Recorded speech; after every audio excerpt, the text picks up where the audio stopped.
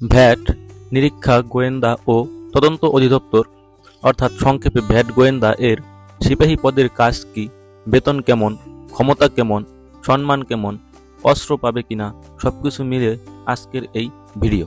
তো বন্ধুরা চলুন ভিডিওটি শুরু করে দিই। জাতীয় ভ্যাট নিরীক্ষা গোয়েন্দা ও তদন্ত অধিদপ্তর, যা সাধারণভাবে ভ্যাট গোয়েন্দা নামে পরিচিত।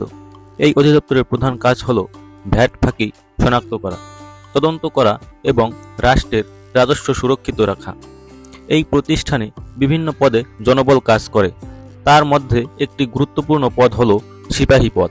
অনেকে জানতে চান এই সিপাহী পদের কাজ কি, বেতন কেমন, ক্ষমতা কতটুকু এবং ভবিষ্যতে সুযোগ সুবিধা কি কি। চলুন বিষয়টি নিয়ে আমরা বিস্তারিত জানি। সিপাহী পদের প্রধান কাজ হল ভ্যাট গোয়েন্দা ও তদন্ত অধিদপ্তরের সিপাহী মূলত আইন শৃঙ্খলা ও নিরাপত্তা সহায়তায় দায়িত্ব পালন করে।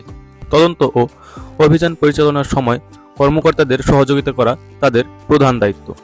এই পদের কর্মীদের কাজের মধ্যে সাধারণত থাকে ভ্যাট ফাঁকি সংক্রান্ত অভিযানে কর্মকর্তাদের সহায়তা করা, বিভিন্ন প্রতিষ্ঠান বা ব্যবসা প্রতিষ্ঠানে অভিযানের সময় নিরাপত্তা নিশ্চিত করা, অফিসের নিরাপত্তা ও গুরুত্বপূর্ণ নথিপত্র রক্ষা করা, তদন্ত টিমের সঙ্গে অভিযান পরিচালনায় অংশ নেওয়া, সন্দেহভাজন ব্যক্তি বা স্থানের নজরদারি কার্যক্রমে সহায়তা করা। অর্থাৎ তারা সরাসরি তদন্ত কর্মকর্তা না হলেও গোয়েন্দা কার্যক্রমে গুরুত্বপূর্ণ ভূমিকা পালন করে। এবার জানব বেতন ও আর্থিক সুবিধা। ভ্যাট গোয়েন্দা অধিদপ্তরের সিপাহী পদটি সাধারণত 17তম গ্রেডের সরকারি একটি চাকরি। বর্তমানে এই পদের বেতন কাঠামো 17তম গ্রেড অনুযায়ী দেওয়া হবে।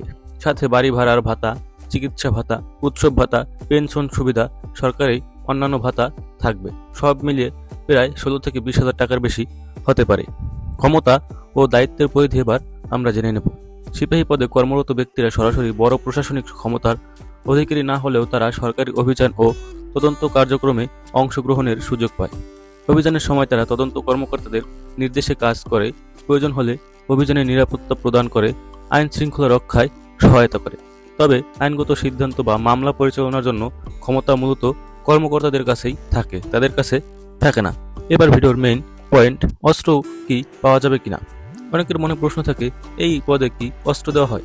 সাধারণভাবে বলা যায় ভ্যাট গোয়েন্দা অধিদপ্তরের সিপাহীরা স্থায়ীভাবে ব্যক্তিগত অস্ত্র দেওয়া হয় না। তবে বিশেষ অভিযান বা নিরাপত্তা পরিস্থিতিতে সরকারি অস্ত্র ব্যবহার করার দায়িত্ব দেওয়া হতে পারে, যা সম্পূর্ণভাবে দপ্তরের নিয়ম ও পরিস্থিতির উপর নির্ভর করে। বন্ধুরা, এই ছিল আজকের ভিডিওটি। কেমন লেগেছে অবশ্যই কমেন্ট করে জানাবেন। ধন্যবাদ।